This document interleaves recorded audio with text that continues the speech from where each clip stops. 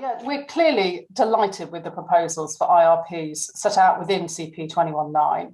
As an association, we've been very supportive of MiFID II, but really early on, we could see the unintended consequences of MiFID II biting our industry, particularly in the inducement rules, which have impacted research discovery, and also around the unexpected anticipated move to P&L has exacerbated some of the pricing and cross-subsidization issues that we had in the industry. So as part of CP 21.9, we reached out to our members, we've surveyed them, we've shared that information with the FCA, and it's great that that feedback has been taken on board. We are really looking for the market participants to support these proposals. We do recognise, however, that they do have some knock-on implications for processes and the like, but believe the benefits should outweigh those. I think for the IRP industry, we're looking to build, for example, ESG capability.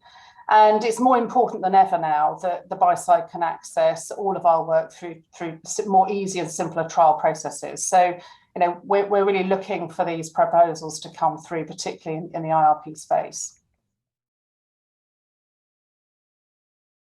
First of all, I think, very similar to what Julia said, I think it's great to see that the regulators are looking at adapting measures that aren't necessarily working as intended.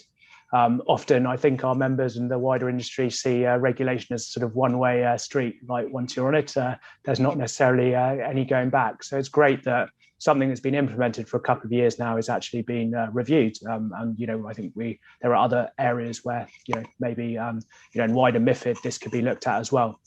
I think with coming to the specific proposals, I think in principle our members agree with them, particularly looking at areas such as the FIC research.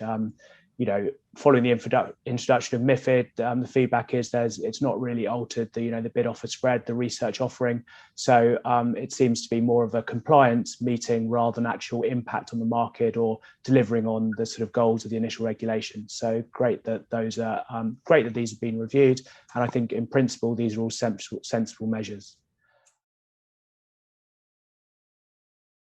I think a lot of interesting points have already been made, but I'll make two comments. One, congratulations to the regulators for trying to address some of the issues that were created of their own making along the way, and so that's a good thing. I always think it's great to be self-reflective for any of us, and I think to address the issues at this point in time is really constructive.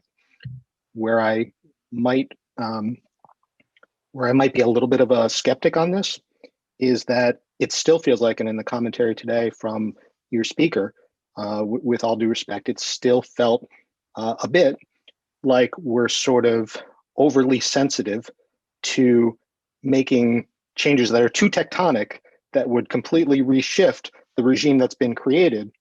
And so the fear of that is going to make this a bit more probably incremental and, for lack of a better word, tortured than perhaps it should be. And it leads me to conclude, it's going to be still, while constructive, still baby steps, still with a fair amount of structure and limitations around it that perhaps, continue to sort of create more challenges than perhaps they're solving for. I hope it moves it in the right direction, but I still think this is, from where I started, a problem of their own making, which is fascinating in and of itself.